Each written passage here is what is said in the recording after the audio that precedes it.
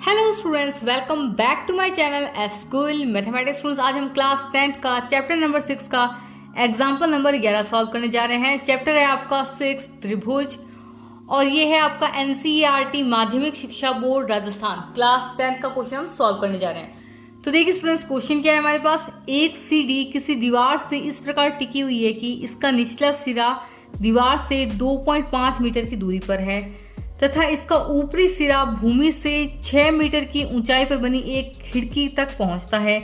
सीढ़ी की लंबाई ज्ञात कीजिए। तो सबसे पहले हम क्या बना लेते हैं, सीढ़ी बना लेते हैं। ओके, सीढ़ी इस प्रकार ना, जैसे मान सबसे पहले हम बना लेते हैं दीवार, ठीक है।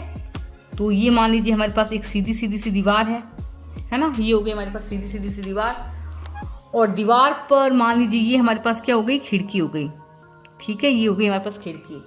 अब हमें क्या करना है स्टूडेंट्स, देखिए सीढ़ी इस प्रकार ही जाएगी ना, सीढ़ी इसी प्रकार लगती है दीवार पर। तो ये हमने यहाँ पर बना दी एक सीढ़ी। तो देखिए स्टूडेंट्स क्या लिखा गया है, एक सीढ़ी किसी दीवार से इस प्रकार टिकी हुई है कि इसका निचला सिरा दीवार से 2.5 मीटर की दूरी पर है। तो ये हमारे पास क्या है, सीढ़ी है, ठीक है। ये हमारे पास क्या है, सीढ़ी है। ये हमारे पास क्या है, दीवार है।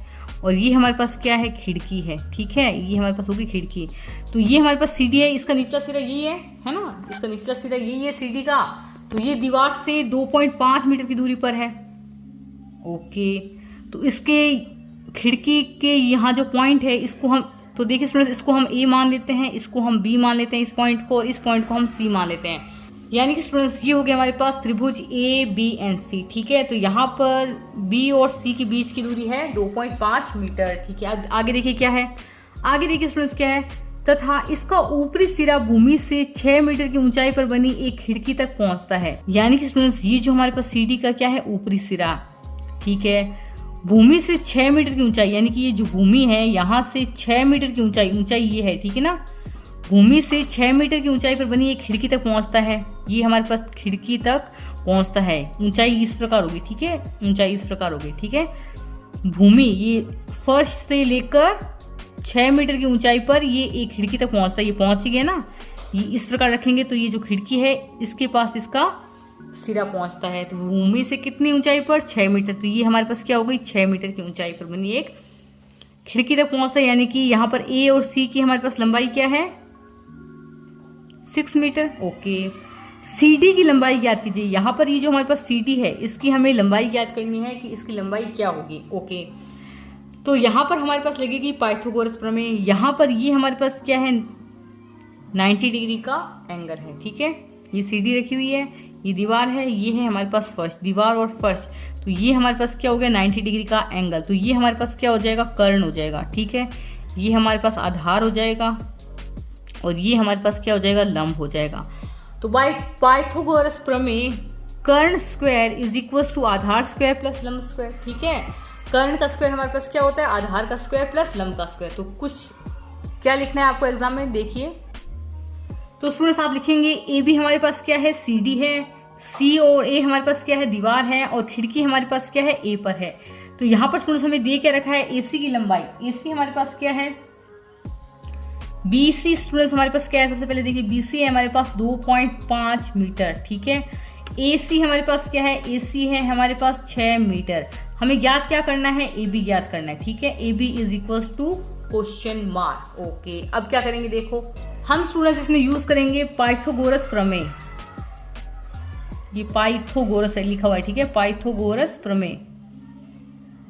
पाइथागोरस प्रमेय से हम जानते हैं, वी नो दैट, ठीक है। पाइथागोरस प्रमेय से हम क्या जानते हैं, कर्ण स्क्वायर इज इक्वल टू आधार स्क्वायर प्लस लंब स्क्वायर। तो कर्ण हमारे पास क्या है, ए बी, यानी कि ए बी का square is equal to b c का स्क्वायर प्लस ए सी का स्क्वायर, है ना। तो हमारे पास बी सी और ए सी की वैल्यू पता है हमें, तो लिख दीजिए फटाफट से। देखिए स्टूडेंट्स, ए बी स्क्वायर हमारे पास क्या हो जाएगा, is equal to b c की वैल्यू है हमारे पास में 2.5, इसका होल स्क्वायर हो जाएगा, प्लस ए सी की वैल्यू हमारे पास क्या है, 6। यहाँ पर हमारे पास बी सी क्या है, 2.5 मीटर, और ए सी हमारे पास क्या है, 6 मीटर, ठीक है। तो यहाँ पर हमने बी सी और ए सी की वैल्यू रखती है। तो चलिए इसको थोड़ा सा सॉल्व करते हैं। तो ये हो गया 25 का स्क्वायर क्या होता है 625, और इसमें ये 2.5 का स्क्वायर है तो ये क्या हो जाएगा 6.25, ये होगा। प्लस 6 का स्क्वायर क्या होता है 36, 36 प्लस 6 क्या होता है 36। तो चलिए यहाँ पर जोड़ लेते हैं 36 00.6.25, ये हो जाएगा 25 6 6 12 का दुआ आंसर लगी 42.25, 42.25 ठीक है। ए बी का स्क्वायर इज इक्वल टू 42.25। अब हमें क्या करना है, ए बी चाहिए हमें, तो स्क्वायर तो नहीं चाहिए ना, ए बी चाहिए। तो ए बी क्या हो जाएगा हमारे पास, A B is equal to square root of 42.25। अब यहाँ पर बच्चे काफ़ी पूछ रहे थे कि ये स्क्वायर रूट कैसे निकालेंगे और किस प्रकार निकालते हैं स्क्वायर रूट, तो अभी हम आपको बताते हैं ठीक है। तो कुछ आप इस प्रकार से एक कॉलम बना लेंगे, यहाँ पर लिख देंगे 42.25 ठीक है, इतना लिख लेंगे। अरे बिल्कुल मैडम जी। अब देखिए पॉइंट के इस साइड हमें पैर बनाने हैं और पॉइंट के इस साइड हमें पैर बनाने हैं ठीक है। Okay, note this point, point के इस साइड हमें पैर बनाने हैं और पॉइंट के इस साइड हमें पैर बनाने, जोड़ा बनाना है ठीक है, अंकों का जोड़ा। तो ये 25 हमारे पास एक जोड़ा हो गया अंकों का, और यहाँ से पॉइंट की इस तरफ 42 हमारे पास अंकों का एक जोड़ा हो गया ठीक है। ओके, अब हमें स्टूडेंट सबसे पहले इसको सॉल्व करेंगे 42 को ठीक है।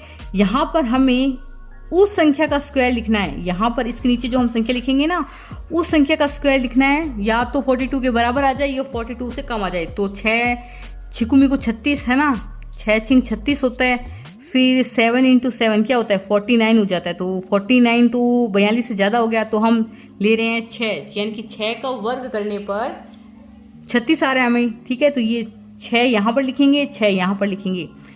जिस भी संख्या का स्क्वायर करने पर या तो 42 के बराबर आ जाए या 42 के कम आ जाए। तो 6 का स्क्वायर कर रहे हैं तो हमारे पास आ रहा है 36, जो कि हमारे पास क्या है भाई साहब जी 42 से कम है। तो 42 में से 36 गए तो 12 में से 6 गए, क्या बचा बताओ 6 बचा ठीक है।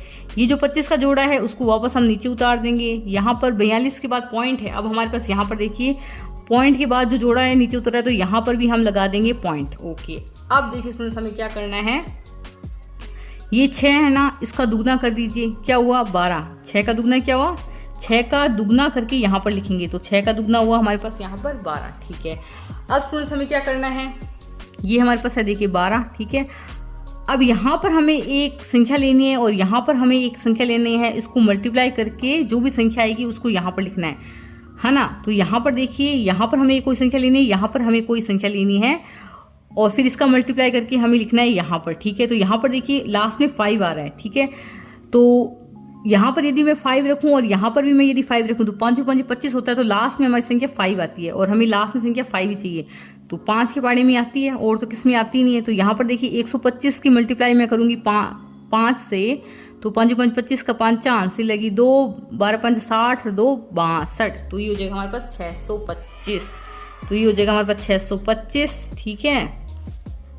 और यहाँ पर संख्या हमारे पास कौन सी आएगी बताओ 5 आएगी है ना, यही आएगी।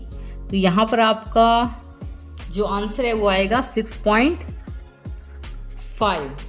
सो स्टूडेंट्स आप लिखेंगे CD की लंबाई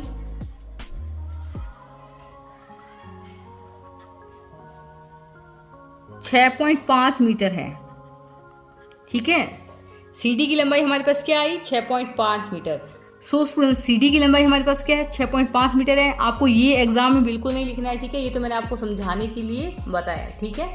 आई होप आपको ये वीडियो पसंद आया होगा। यदि वीडियो पसंद आए तो लाइक जरूर करें। नेक्स्ट किस टॉपिक में आपको वीडियो चाहिए उस पर कमेंट जरूर करें, and subscribe to S Goyal mathematics. Thank you.